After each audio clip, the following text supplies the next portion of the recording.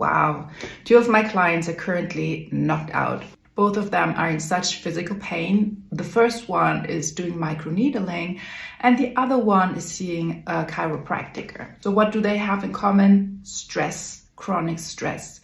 It's psychosomatic pain. And this is what I'd like to address in this video, because maybe you are sharing some of those symptoms as well, such as neck and shoulder pain, immobility, especially due to the lower back, or digestive issues. No, I'm not a doctor. I do holistic self-care mentoring with a lot of people who want to break an old pattern, who are chronically stressed and who want to prevent burnout. And let me tell you, preventing burnout, taking the initiative is way better than having to intervene when it's actually too late. And the problem with stress is that the symptoms are gradually building. And once you notice the peak, once you really notice that you don't know what to do anymore, it's usually quite late in the process. So let's address what psychosomatic pain actually is, how your stress response may be the cause of it, and receive some basic tools to counteract the whole thing.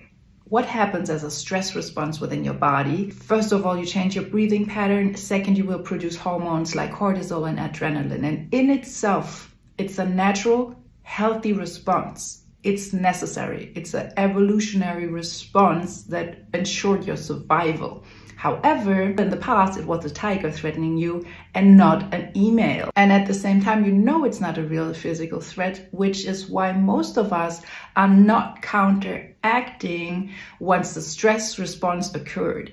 If you don't counteract your stress response with a rest and digest mode, meaning if you're not learning to switch from the sympathetic to the parasympathetic nervous system with some basic down-regulating tools, and you're not doing this for a long time, then how's your body supposed to calm down? Especially if it's a regular response due to your environment. So you can actually live in a regular stress response, in a chronic stressful state. And that's when it becomes a problem. Because what happens when there's a lot of cortisol and adrenaline in your system? Well, your body is more prone to inflammation. Your body becomes more acid. And it would be helpful to support your body with some basics. And I'm going to give you the basics now. Share the video with someone who needs to hear it and give me a thumbs up if you learned something. In order to make the body more alkaline, how about skipping coffee in the morning and starting with a hot citrus beverage? Or during the day, prepare yourself some ginger and turmeric water. It's probably not what you're getting in the cafeteria of your company, but be prepared. That's why it's called self-care.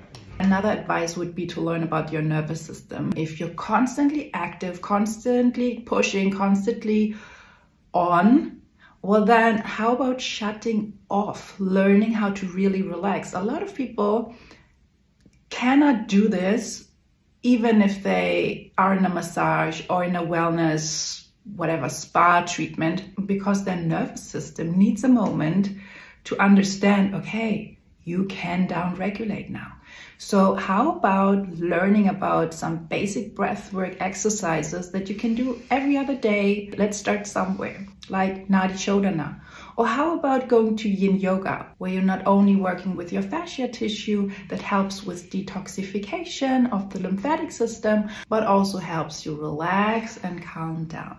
Me personally, I also love sonopuncture because the vibration of the tuning forks is recalibrating my chakra system, but I know for a lot of you it becomes too esoteric. However, you want to find back into homeostasis on a regular basis. Now that you received some basic tools, you're on your own, please apply them. I wish you best of luck, or you just reach out to book a private mentoring so that I can teach you how to stress less.